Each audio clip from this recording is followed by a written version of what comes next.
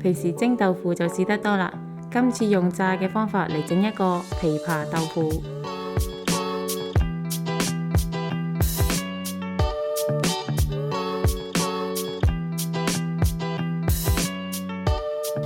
首先將冬菇浸軟去定，然後剪粒，芫茜切細粒，豆腐放入大碗中，用手壓成豆腐泥，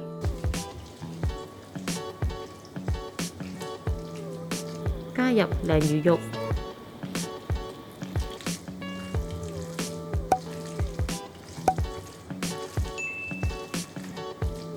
冬菇粒、芫茜粒混合攪勻，然後再加入鹽、糖、胡椒粉、麻油、雞蛋、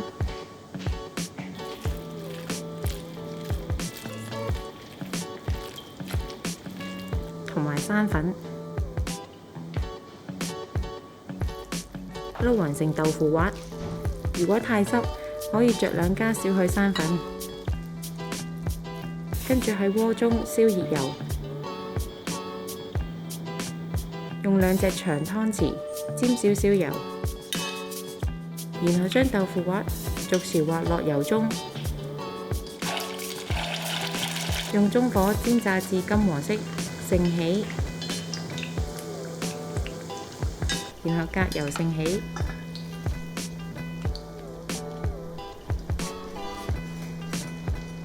跟住將火調校至中大火，令油溫升高，放回炸豆腐，回炸大概10秒，逼出豆腐中嘅多餘油分。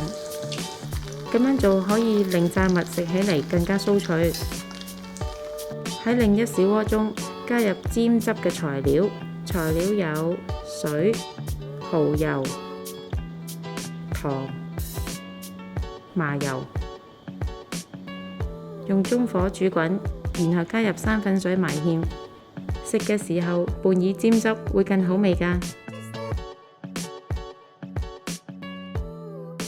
鍾意我哋條影片嘅朋友可以 Like、Subscribe、Share， 同埋記得撳着個鐘仔，可以第一時間收到我哋嘅最新資訊同埋影片。